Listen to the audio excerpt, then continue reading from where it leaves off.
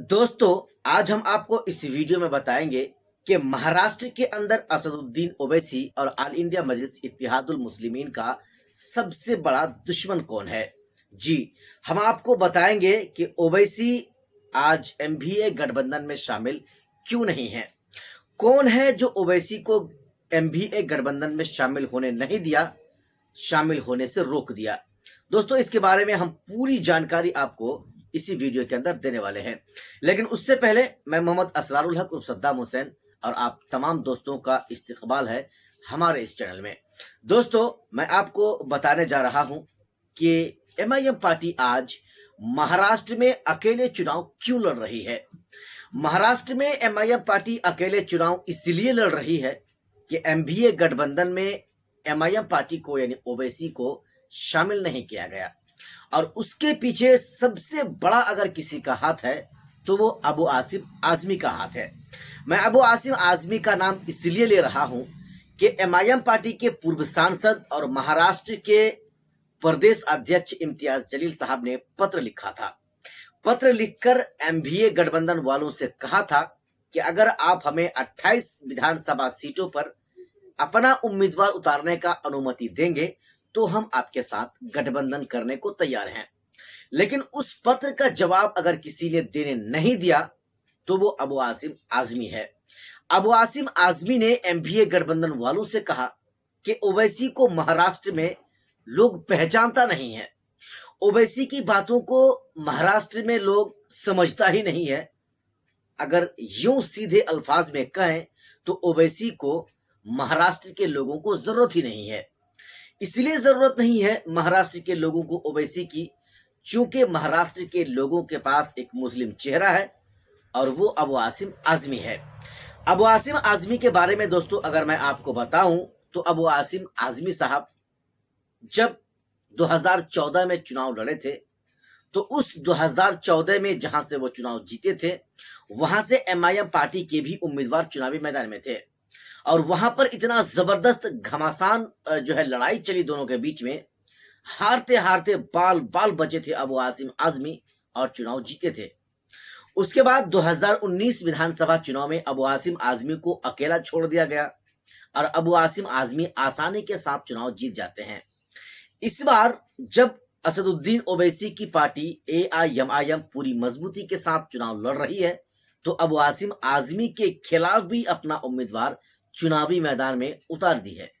अब देखने वाली बात यह होगी कि आखिर अबू आसिम आजमी को ओवैसी से इतना जलन क्यों है। आखिर अबू आसिम आजमी ओवैसी को नापसंद क्यों कर रहे हैं। क्यों ओवैसी को महाराष्ट्र के लोगों के सामने वो जलील करने पर तुले हुए हैं। वो सिर्फ इसलिए कि अबू आसिम आजमी जानता है कि अगर हम ओवैसी को अपने साथ गठबंधन में ले लेंगे तो ओवैसी बोलने वाला शख्स है। एमआईएम पार्टी किसी से डरने वाली पार्टी नहीं है और ओवैसी की तो क्या कहने। ओवैसी भारतीय जनता पार्टी और नरेंद्र मोदी की आंखों में आंखें डालकर सवाल पूछने के नाम को लेकर जाने जाता है। यही वजह है कि उनका ये सोच है कि अगर आज हम उनको अपने साथ गठबंधन में ले लेंगे तो ये ओवैसी जिस तरह से मुसलमानों के हक और हुकूक की बात करता है, जिस तरह से दलित समाज के लोगों की बात करता है, एक दिन ऐसा होगा कि यहाँ जहां पर मैं हूं इस जगह में ओवैसी अपने आप को बैठा लेंगे और कहीं ना कहीं अबू आसिम आजमी को उस कुर्सी से उसको खतरा महसूस हो रहा है कि कहीं मुझे ओवैसी बाहर उठाकर फेंक ना दे। जी, सच बात तो यही है कि ओवैसी जैसे बोलते हैं कोई उनकी तरह बोलने वाला नहीं है। ओवैसी किसी से डरते नहीं है, ओवैसी किसी से झगड़ते नहीं है। अब मैं आपको दूसरी तरफ बात लिए नहीं जाऊंगा। बता रहा था कि एमवीए वालों ने अभी तक कोई सवाल का जवाब उस लेटर का नहीं दिया तो क्या हुआ। एमआईएम पार्टी पूरी मजबूती के साथ और पूरे महाराष्ट्र में चुनाव लड़ रही है। जी, कई ऐसे उम्मीदवार हैं, तकरीबन 14 से 15 उम्मीदवार ऐसे हैं जिनका नाम का ऐलान तो दूर की बात, सबों ने अपना अपना नॉमिनेशन पर्चा भी दाखिल कर दिया है। जी साहब, आप सच सुन रहे हैं और सही सुन रहे हैं। और एमआईएम पार्टी पूरी मजबूती के साथ चुनाव लड़ रही है और महाराष्ट्र के अंदर चाहे वो एमवीए गठबंधन हो या एनडीए गठबंधन हो, दोनों गठबंधनों को मुंह तोड़ जवाब देने का काम कर रही है MIM पार्टी। आप जानते हैं पूर्व सांसद इम्तियाज जलील साहब स्टार प्रचारक भी हैं। वो खुद चुनाव तो औरंगाबाद ईस्ट से लड़ ही रहे हैं, लेकिन स्टार प्रचारक भी हैं। पूर्व सांसद इम्तियाज जलील साहब के इतने फैन फॉलोइंग हैं, इतने उनके चाहने वाले हैं औरंगाबाद के अंदर कि इम्तियाज जलील साहब जहां भी चले जाते हैं लोगों की इतनी भीड़ लगती है, इतनी गाड़ियों की लंबी लाइनें लगती हैं कि वहां के आसपास के लोग हक्का बक्का हो जाते हैं कि क्या यहाँ पर इम्तियाज जलील का काफिला नहीं, क्या कोई मुख्यमंत्री का काफिला है क्या, क्या कहीं किसी देश का प्रधानमंत्री का काफिला है क्या। ऐसे वहां के आसपास के लोग सोचने पर मजबूर हो जाते हैं, क्योंकि इसलिए कि MIM पार्टी के पूर्व सांसद इम्तियाज जलील साहब जब जाते हैं तो लोगों के ऑटोमेटिक अपने आप वहां पर भीड़ लग जाना ये तो स्वभाव है। अब जरा हम आपको बताते हैं कि MIM पार्टी इस बार किंग मेकर महाराष्ट्र के अंदर कैसे बनने वाली है। ऐसे बनने वाली है दोस्तों कि कोई भी MVA गठबंधन हो या NDA गठबंधन हो, महाराष्ट्र के अंदर इस बार कोई भी अपने दम पर, अपने बलबूते पर सरकार नहीं बनाने जा रही है, ऐसा आंकड़ा बता रहा है।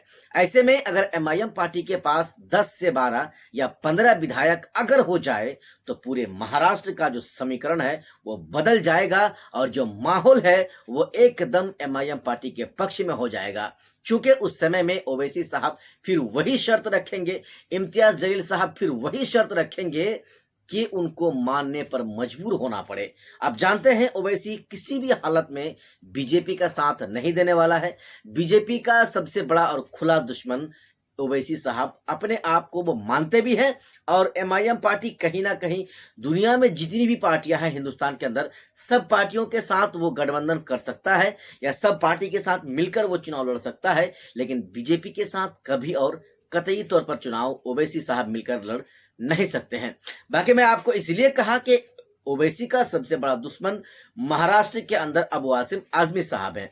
वो इसलिए है कि ओवैसी अगर चला जाएगा तो अबू आसिम आजमी की रोटी सेकना बंद हो जाएगा और फिर जो उनकी राजनीतिक करियर है वो खत्म हो जाएगा। कहीं ना कहीं वो अपने फ्यूचर को देखते हुए, वो अपने भविष्य को सोचते हुए ओवैसी को वो बदनाम कर रहे हैं। ओवैसी को अपने साथ में वो गठबंधन में लेना नहीं चाहते हैं। बाकी दोस्तों आपको क्या लग रहा है, क्या वाकई में ओवैसी साहब का दुश्मन अबू आसिम आजमी साहब है? तो आप हमें हमारे इस वीडियो के नीचे yes या नो में जवाब हमें जरूर दें। बाकी बहुत जल्द मिलेंगे, तब तक के लिए जय हिंद, खुदा हाफिज।